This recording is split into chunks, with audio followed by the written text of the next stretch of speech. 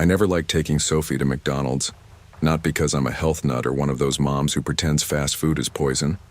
No, I just couldn't afford to make it a habit. But that Saturday, I needed her to smile, needed something to feel normal. Divorce had made everything sharp and loud. Money, Sophie's tantrums, my own voice snapping too often. And when you're exhausted all the time, you stop noticing how close the edge really is. We were in town for her preschool coat fitting. Rain had started early, cold, steady, typical October in Dublin. We ducked into the McDonald's on Grafton Street, soaked and cranky, and I let her pick a Happy Meal with apple slices, not because I thought she'd eat it, but because it made her feel like she had control over something. I balanced the tray with one hand, her little fingers wrapped around mine as we weaved through the crowd. Crying toddlers, plastic trays clattering, ketchup smears on the booth seats. We grabbed a table by the play place. "Can I go play now?" she asked, already tugging at her shoes. "Stay where I can see you," I said, my tone a bit too sharp. I didn't mean it that way, but I was running on 3 hours of sleep and a coffee I couldn't finish that morning because Sophie spilled it on the floor. She ran off barefoot, giggling as she crawled into the tunnel. That's when I saw him. Our man in a suit. Too neat, too clean. Not a speck of food on his tray, not a bite taken. Just sitting by the ball pit, smiling at nothing. But his eyes, cold, flat, dead behind the grin. Like a wax figure left under a heat lamp. I looked away quickly. Maybe I was imagining it. Maybe I was just tired. But when I looked back again, he was still staring. Not at me. At Sophie. I tried to shake the unease, told myself maybe he was just zoning out. We all do that, right? I wiped ketchup off Sophie's table spot with a napkin, pretending not to check every few seconds. Every time I glanced up, he was still there. That smile frozen in place, still watching. His fingers tapped the table in a weird rhythm. 4 beats, then 2. It didn't match the upbeat pop music playing overhead. Something about it was wrong. I stood to get a better look, pretending to throw away trash. That's when I noticed. His food tray was untouched. Fries untouched. Burger still wrapped. Drink sweating, but sealed. He wasn't eating. He was just watching. Sophie was laughing from inside the tunnel. Oblivious. Innocent. The kind of laughter that makes you ache when you realize you can't protect it forever. My phone buzzed. I glanced down. A message from my landlord. Rent by Monday or I start eviction. Final warning.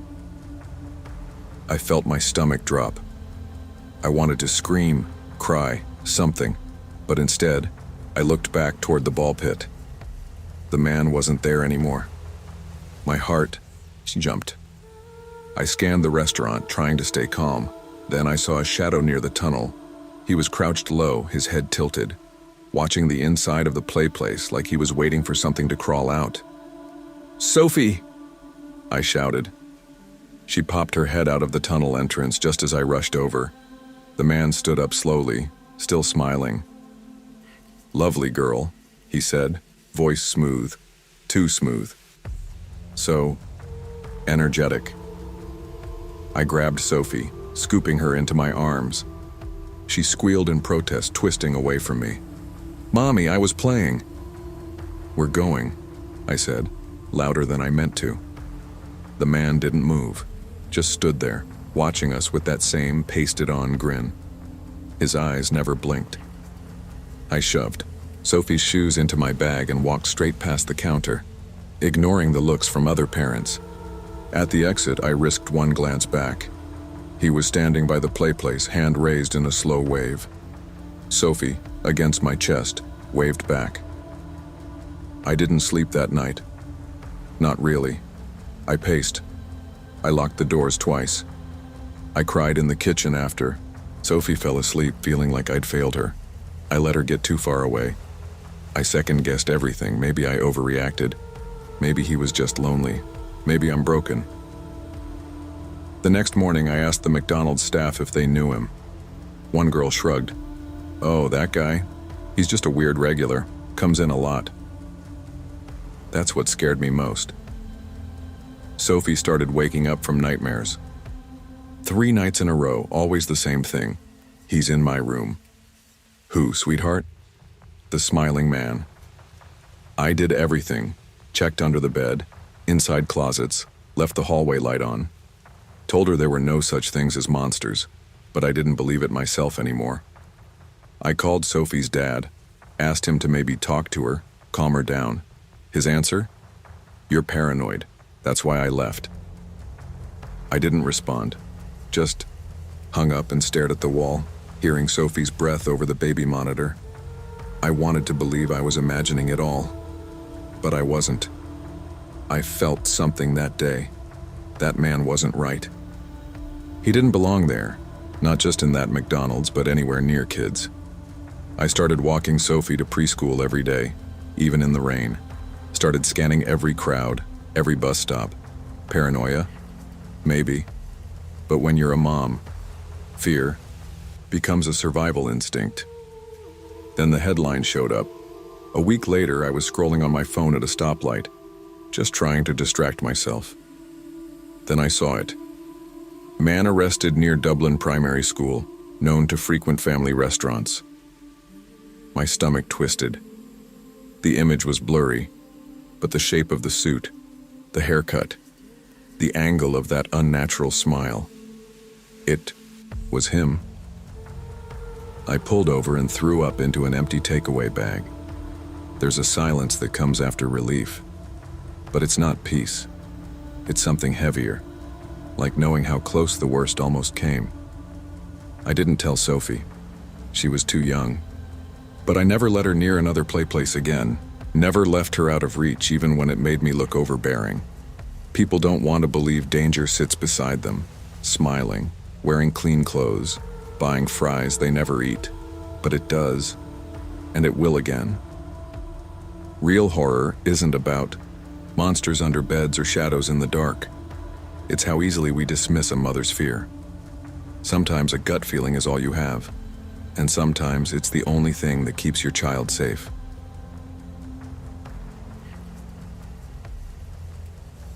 I used to hit heavy bags. Now I flip hash browns. Funny, huh? My name's Danny Kowalski. I'm 23, and I used to have a future in boxing. My coach said I had the hands, the chin, the timing. But timing don't mean much when life throws punches harder than any guy in the ring. The gym shut down after COVID. Sponsors pulled out. Coach said, "You're wasting your hands on fry baskets." I laughed, but I felt every word. Now I work nights at a 24-hour McDonald's on the edge of Winnipeg. Coldest place in Canada some nights. The kind of cold that cracks windshields and stiffens bones. But the grease stays hot and the paycheck barely covers my little sister Mia's insulin. She's 10. Bright kid. Loves drawing wolves with weird little eyes. Doesn't know how close I am to breaking most days. The job ain't glamorous. The parking lot lights flicker, the bathrooms freeze, and customers either grunt or flirt. I work the drive-thru, mostly, quiet, detached. I don't have time for friends. My shift starts at 11 p.m., ends at 7 a.m. I sleep 3 hours, walk Mia to school, nap when I can, and repeat. Then, one night, a primer gray 2002 Pontiac Sunfire idled too long at the drive-thru window.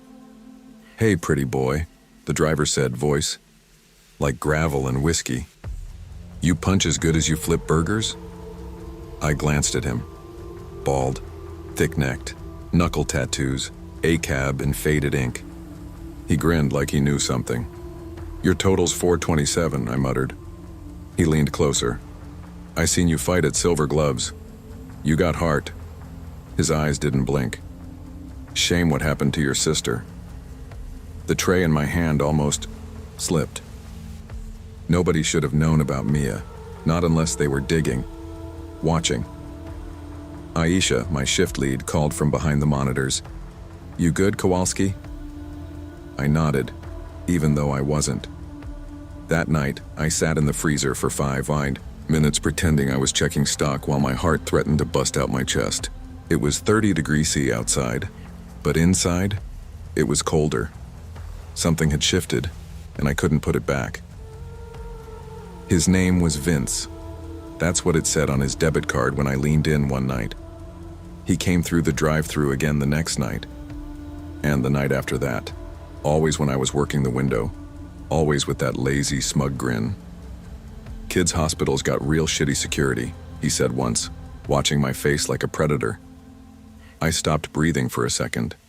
Didn't say a word. Just passed him his McDouble and shut the window like my life depended on it. February 14th. Valentine's Day, right? Aisha gave everyone heart stickers for their name tags. Vince came through, smiling wider than usual. Later, a customer returned their bag. Inside, instead of napkins, was a bloody mouthguard. I knew that mouthguard, it was mine. One I used back at the gym. My locker? Pried open. My spare gym bag dumped out, someone had dug through it. I checked my wallet. My ID was there, but Mia's hospital wristband, the one I kept on my keychain, was gone. I told Aisha everything. She looked at me like I'd been hit, in the head. "I'm moving you to grill," she said. "Stay off the window. Stay where there's cameras." But that didn't stop Vince. He started coming inside. Ordered coffee, sat near the window, watched me like I was on pay-per-view. I avoided his eyes, but he never avoided mine. He knew. About Mia. About the gym. About me.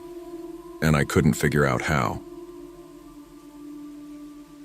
February 22nd. Vince came in again. I was running late on egg rounds, so I ended up back up front. He walked up, ordered slowly. "Man," he said, "Mia's got a real pretty school photo." He slid a crumpled printout across the counter. My little sister's face, smiling. Grade 4 school photo, the one my mom posted on Facebook last year. My ears rang. I felt the heat before I realized I was moving. Fist clenched, feet set. I punched him across the jaw, clean, sharp, fast. He went down like a sack of bricks. First punch I'd thrown in over a year. Aisha shouted, "Danny!" Then she tackled Vince with a tray to the throat before he could get up. The 17-year-old cashier, Maya, hit the panic button, hands shaking. Cops came within minutes. Vince's car, packed with trash and a folder.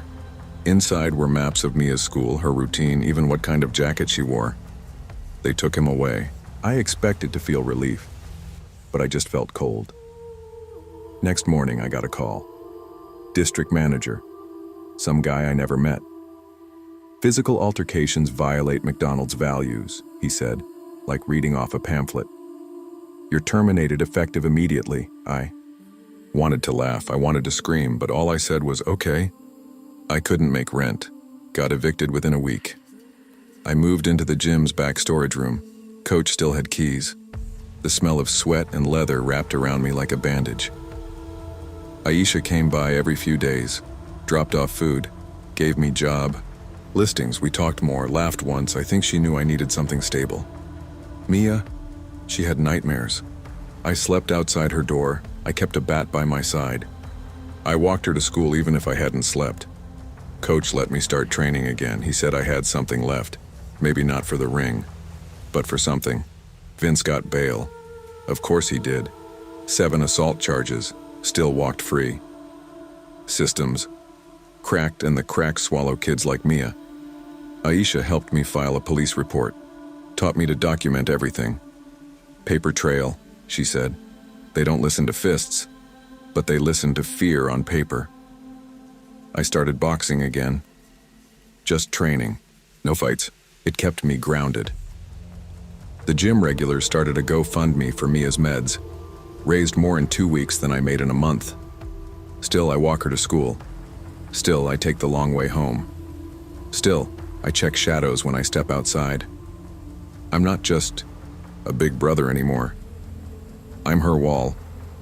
You can't always win with your fists, but you can stand your ground. Systems fail. Bosses care about profit, not people. And sometimes the only way to protect someone is to break a rule and take the hit. There are no trophies for surviving the night shift. But if you walk away still, standing, still protecting those who matter, you've already won.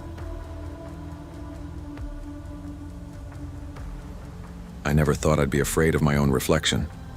A former warehouse hand, I spent years lifting pallets and driving forklifts in the harsh, clean air of the dockyard. Until a few months ago, when the rig tipped on me.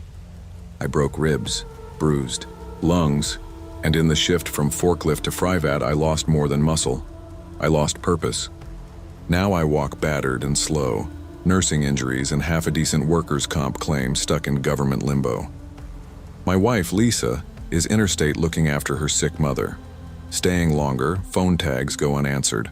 Oil in the air, sleeping pills. I'm running on fumes, so tonight my hunger beats anxiety. A late-night quarter-pounder seems harmless, but nothing about this shift feels harmless anymore. The walk from our terrace house takes 7 minutes, long enough to replay every argument Lisa and I had. From the burnt-out laundromat to the train tracks overhead, the night is thick with the scent of grease and distant bushfire smoke. I'm distracted by my phone buzzing in my pocket. Lisa. Mum's worse. Staying longer. Work.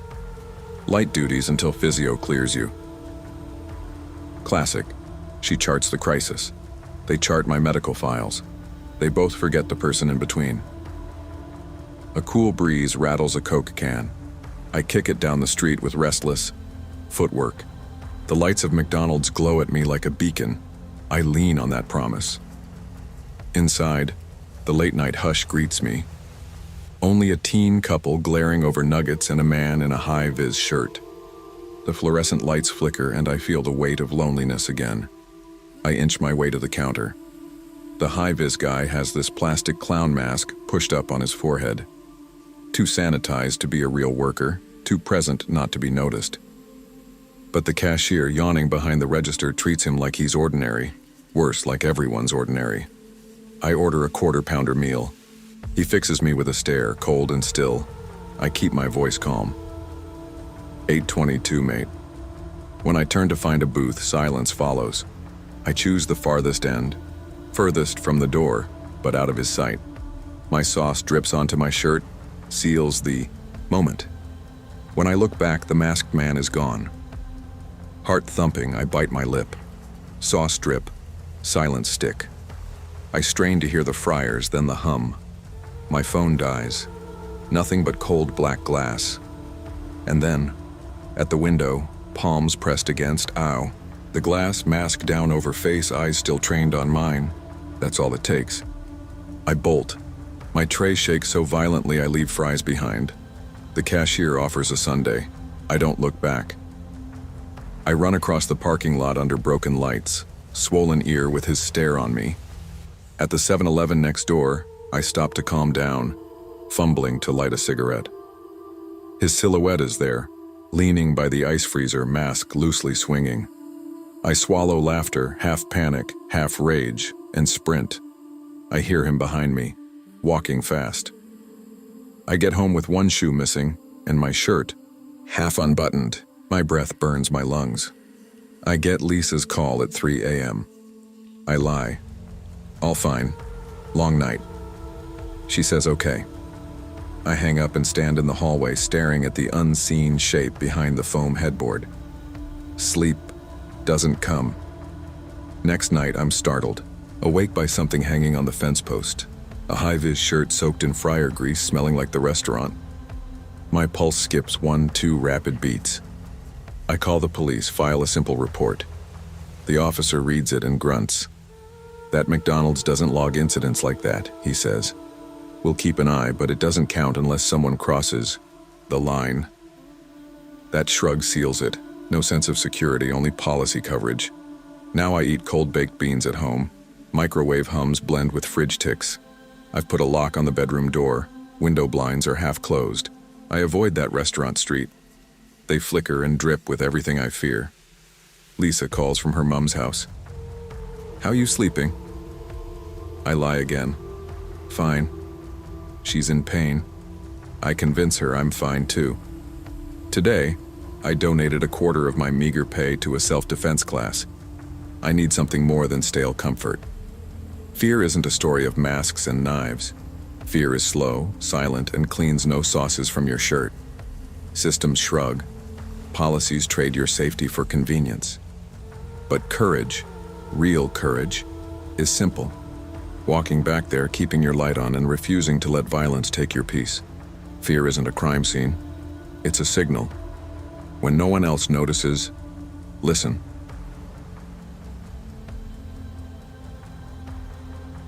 I was halfway through wiping down the front counter when the sweat started pooling behind my knees. The air conditioning had been broken since Monday, and Darren, our manager, hadn't done anything except put up a laminated sign that read, "Temporarily out of service. Sorry for the inconvenience."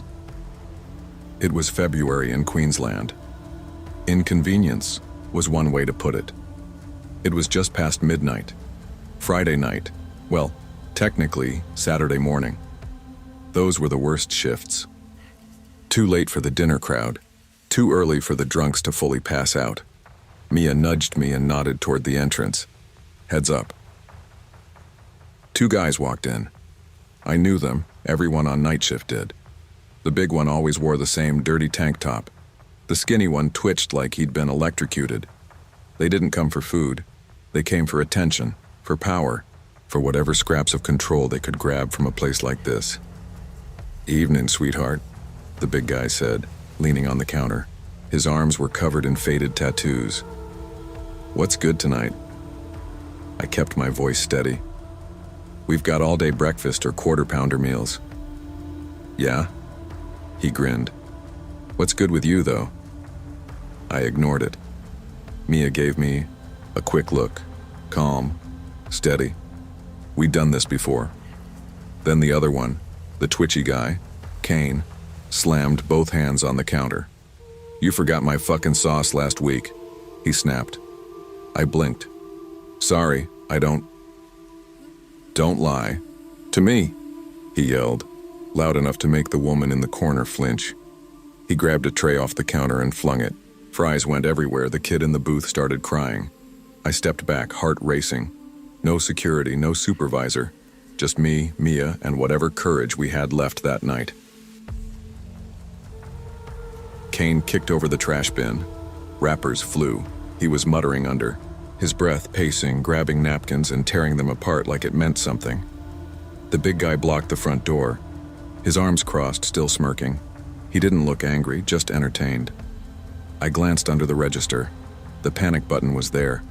We were told to only use it if it was really serious. I hit it. "You think I'm joking?" Kane shouted, now grabbing a ketchup bottle and chucking it at the menu board. The plastic smashed against the glass. Red splattered. A piece of the light panel cracked and fell behind the counter with a dull thud. I pulled out my phone. 1% battery, of course. Darren was still in the back. We could hear him laughing through the office door, probably watching videos on his phone. Then, like a miracle, I heard the sound of tires screeching outside. Within seconds, 2 police officers burst in, shouting, "Hands where we can see. Them now." Kane froze. The big guy shrugged and slowly put his hands up like this was routine. The officers tackled Kane first. He didn't even resist. His high had already started wearing off. Turns out they had robbed a servo earlier that night. Kane had meth in his jacket. I stood still behind the register, heart racing, hands cold. Darren finally came out of the back, looking annoyed.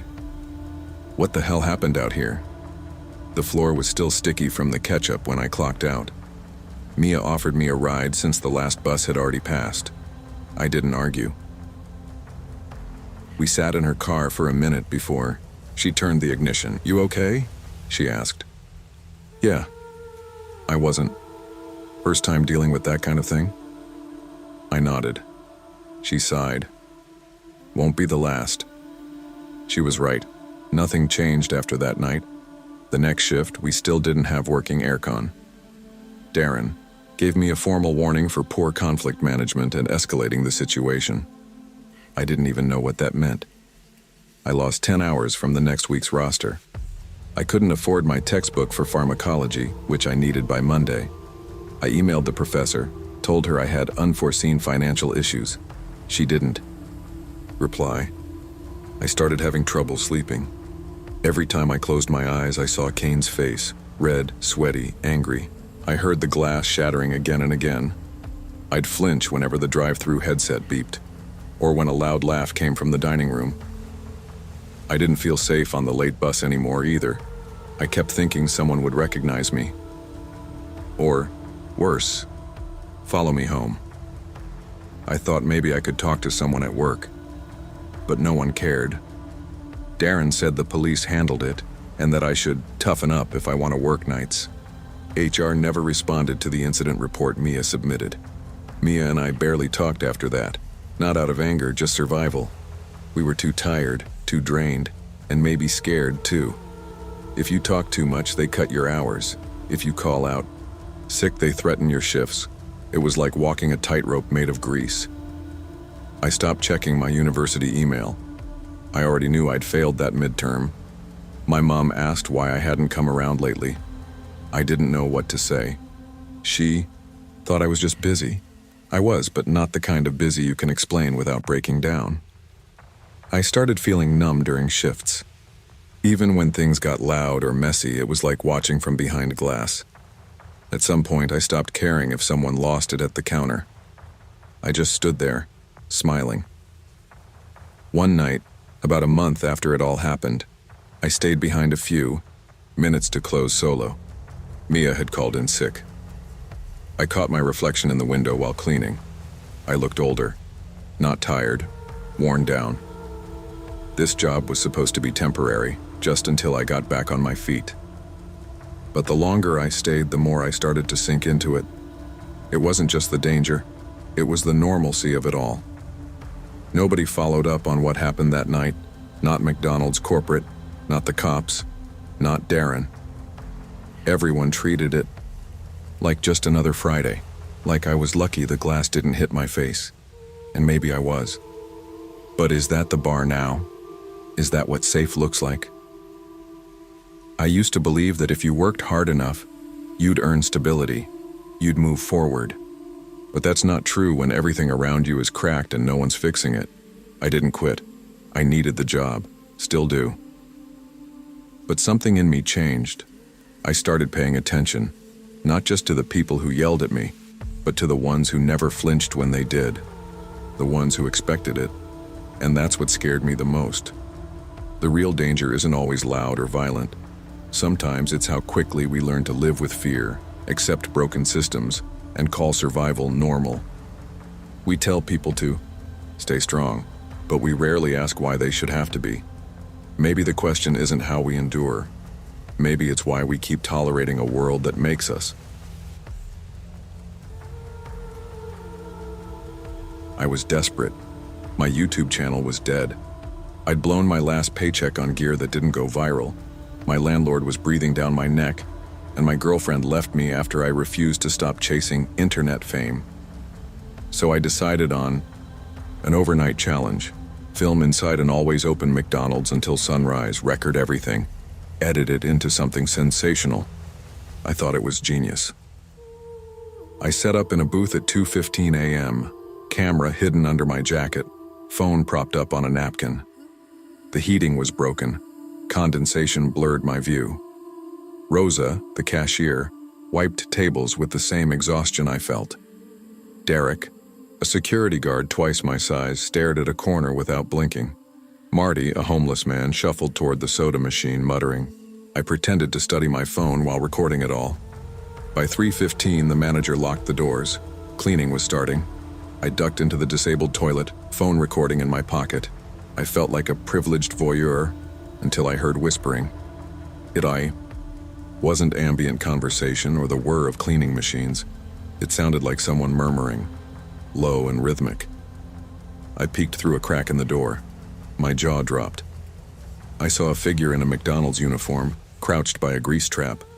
But the teeth, they were sharpened, filed into points like a messed-up vampire chewed its own bottom row. And the way the figure licked the trap like it was craving it, I'd never seen performance art like that. The figure's head snapped up, revealing dead eyes. It saw me. I backed away but tripped, phone skittering across the floor. The entity moved faster than anything human. Then Derek materialized behind it, muscular hand wrapped around the figure's throat. "Not here," he growled. "You know the rules." His voice was calm, disturbingly calm.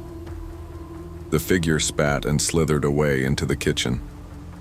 Derek looked at me, unreadable. "Don't move."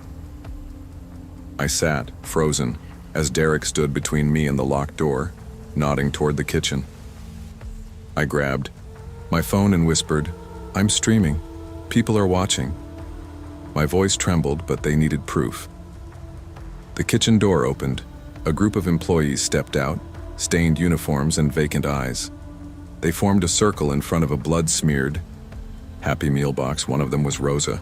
Her eyes were completely black. She hissed, "You weren't supposed to see this." "Go," Derek told her, then looked at me. "Walk." The guard's grip on his baton was firm, but his expression was blank. I didn't think. I bolted toward the fire exit, my phone still rolling. I slipped on the icy pavement outside and hit my head, but I didn't stop. I ran until the glow of the restaurant vanished behind me. Back home, I checked my phone. 5% battery. That should have been my golden opportunity. Proof, viral story, ticket out of this slump. But I deleted everything. Not because I was ashamed, I was terrified. Terrified of what they might do if anyone recognized me. A week later, I got an anonymous YouTube upload. 10 seconds showing Derek staring into the lens, mouthing, "We remember you." No channel name, no trace, just a warning. My patronage tanked. I sold gear to pay rent. I had nightmares. Frying oil bubbling, whispers soft but urgent. I felt watched. Every time I passed a McDonald's, I flinched, expecting to see them. Standing inside. My ex says I'm delusional. My friends think I had a breakdown. I stopped caring about views. I just want to stay alive. I think about that cult-like crew in greasy uniforms, working nights until they lose their minds or become predators. No supernatural force required. Just a dead-end job, constant pressure, and no barrier between humanity and whatever's left. They're still hiring. The place is still open. People are still streaming challenges for clicks. The scariest thing? This kind of horror doesn't end with dawn. It lingers in fluorescent lighting and forgotten, rotting franchise kitchens. Desperation can drive people to lose themselves. There's nothing glamorous about chasing fame when the cost is your safety, your dignity, or your sanity. Sometimes, survival means walking away, even if it means deleting your upload, losing your audience, and accepting that some stories aren't meant to be told. I started working night shifts at McDonald's because my studies and our bills don't pay themselves. My mom has ulcerative colitis, and the medical bills never stop. My dad left last year, vanished into a new life. I'm 17, studying, full-time, working nights in Auckland's CBD, shifts lasting from 10 p.m. to 4 a.m. Between orders, I cram for exams in the stockroom, living on stolen fries and cheap energy drinks. My manager, Trevor, pressures us for speed. The drive-thru timer is his idol. Jazz, my best friend, says I'm burning out. But how do I quit when she needs me more than ever? This is not a horror story with monsters. This is real, and the scariest monsters can wear high-vis vests and order black coffee. July nights in Auckland can chill your bones through your jacket. My shift started at 10 p.m., the payment machine humming louder than the streets. I swapped shifts with Jazz. She needed to study and told myself I'd be fine alone. Mr. Carter showed up around 3:55 a.m., 5 minutes before close. Always wore his construction vest, checked the drive-thru, then came inside. He ordered a large black coffee and 3 hash browns. No lid or sugar. Simple. "You're the only one who doesn't burn the coffee," he said once, fingers brushing mine when I slid him the cup. There was nothing creepy in the words, but the contact set something off inside me. Most nights I didn't mind him, polite, quiet, irregular. But when he lingered, when his hands stayed too long, I swallowed the knot in my throat and told myself I was overthinking it. He finished his coffee, left, and the neon closed behind him. Just another night. Over the week, things changed. On July 14th, as I cleared the sugar packets, he asked, "Got a boyfriend?" I lied and said, "Yeah." "Lucky guy," he said, tilting his head like he was studying me. The second time, July 21st, he was frowning into his cup. "Women always leave," he muttered, crushing the coffee cup so hard I heard the crack. That night, I paused at the back door before leaving. The rain-slick sidewalk reflected neon signs. He stepped out. From the corner, vest wet, umbrella dripping. "Need company?" he asked quietly. My phone rang. I pretended it was Jazz calling and I sprinted away. Back inside, I shook. Jazz messaged, "Run?" I said I was fine. I wanted to believe that. On July 28th, I found an Instagram follow request. Words showed, "Dean Carter." Thumbnail? A zoomed-in photo of me laughing, taken at the counter. I never let my phone out of my pocket. My pulse tripled. My breath froze. Next night, August 3rd, he slid a receipt across the counter. "You're prettier when you're not tired." I laughed it off in front of Trevor, my cheeks burning. It wasn't easy to respond. I joked it made his coffee sweeter. August. 7 in the stockroom, I had a panic attack. Heart thumping, hands trembling. Trevor knocked, frowned. "He's just friendly. Don't lose us irregular." I told him I needed air. He rolled his eyes. August 10th, a text from an unknown number. "I saw you at the library. Pink sweater was cute." I hadn't told anyone where I studied. Not even Jazz. I held back tears. That night, I looked at the drive-thru clock. 1:59 a.m. I punched out at 2:14 a.m. I typed a resignation text to Trevor during my break, fingers shaking. I deleted my Instagram, threw out recovered receipts. I walked out without saying a word. Cam picked me up. I stayed at her place, crashed on her couch. I got a weekend job at a bakery. Sunlight, chatter, no fluorescent glare.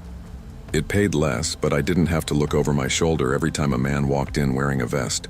2 weeks later, a coworker messaged me from the McDonald's group chat. "Dean asked about you. Trevor said you're working mornings at Brits. Bakery. Maybe change your bus route, man's hanging near the stop." That night I barely slept. I'm trying to rebuild, but there's no reset button. My grades are falling. I missed 3 midterms trying to escape the panic. My mom texts every evening, asks if I'm okay. I lie and say I'm fine. Silent images haunt me. That vest. That smile. I applied for a gym near my new job. At least there are multiple exits and staff around. My phone pings late. Someone added me on Instagram. It's private. I delete it. Police eventually took a report. They said no direct threat and closed the case. Trevor shrugged when I told him. "Sorry, kid," he said. "That guy's a regular, good tipper."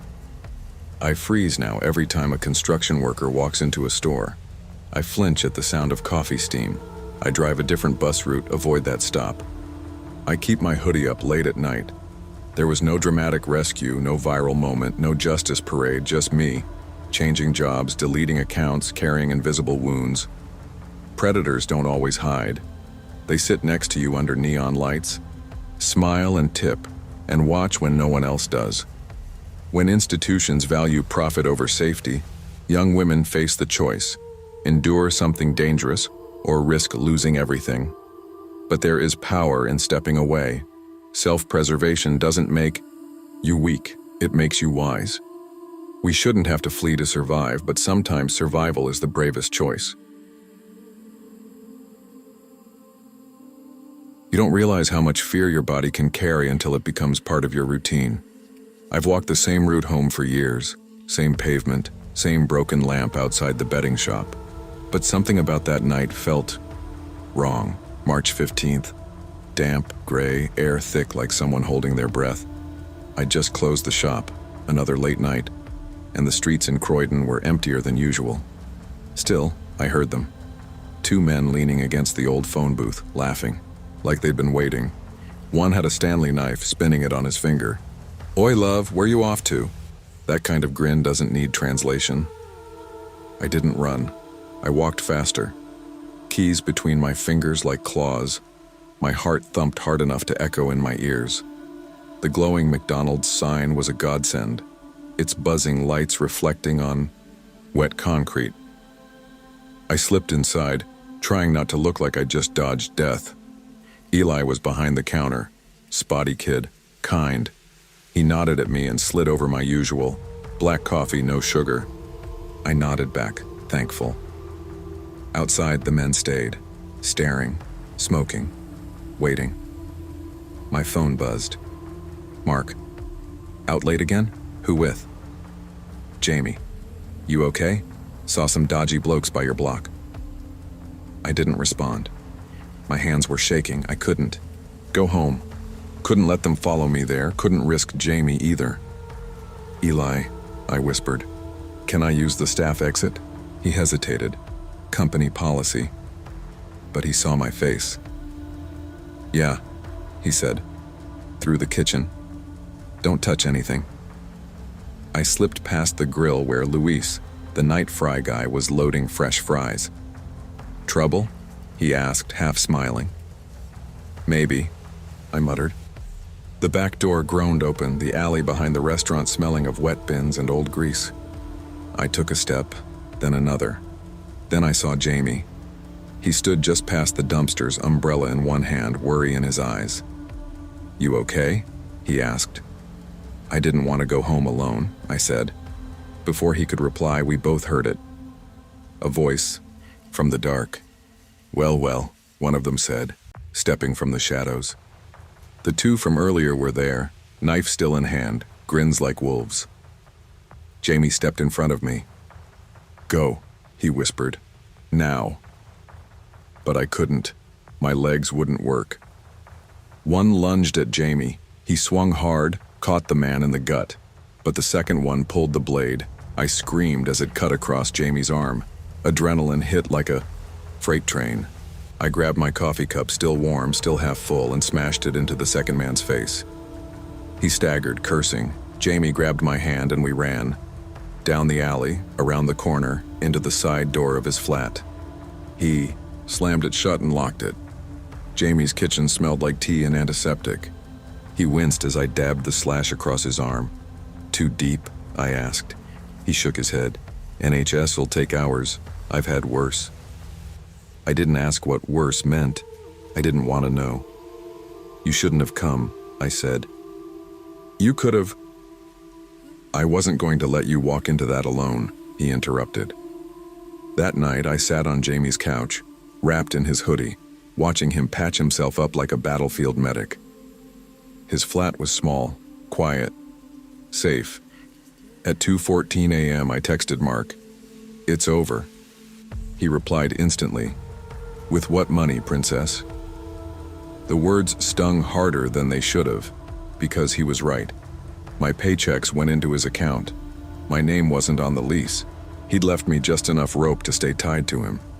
But I'd started saving. Quietly. Every extra shift, every tip, every leftover pound stashed in a hollow book in my closet. It wasn't much, but it was mine. A week passed. I still worked, nights, still past that same flickering street lamp. But I walked with my shoulders straighter now. Jamie met me at McDonald's on my break. He brought me a sausage muffin, extra ketchup. I hadn't told him how I liked it. He just knew. Eli let us sit in the broken booth that no one used near the out-of-order soda machine. Luis brought over 2 apple pies, smiling. "For the heroes," he said. Jamie leaned across the table and traced the faint tan line where my wedding ring had been. "We'll get you out," he whispered. I nodded, not trusting myself to speak. But safety doesn't last long in this world. Later that night, as I walked out the front doors of McDonald's, I saw him. Mark. Leaning against the lamppost, arms crossed, smirk on his lips. "Who's your new bodyguard then?" he asked. I didn't answer. I walked, past him, past the fear, past everything I used to let hold me still. Mark didn't follow, but I knew better than to believe that meant anything. Jamie started documenting everything, my bruises, my messages, even Mark's threats. He was a freelance photographer. He said the camera made things real when the system wouldn't. Luis warned us not to go to H&E. My cousin got deported after a knife fight. He was the victim. We didn't report the alley incident. What was the point? The cops don't come for just threats in Croydon. Eli got written up for letting me use the staff door. Company said he violated protocol. I offered to speak on his behalf. He shrugged. They don't care. You're not on payroll. Jamie and I still meet at that booth, still share apple pies. He walks me home now, every night. And slowly, I'm building something real, a new life, outside the marriage, outside the fear. It isn't fast or fair, but it's mine. Courage isn't loud. It's quiet choices made in dirty alleys, broken booths, and whispered exits. Love, real love, doesn't come wrapped in protection. It comes with presence, with action. Sometimes the scariest thing isn't the threat in the dark. It's knowing how long you lived with one inside your home. You don't need a night. You need a way out, and someone willing to walk beside you.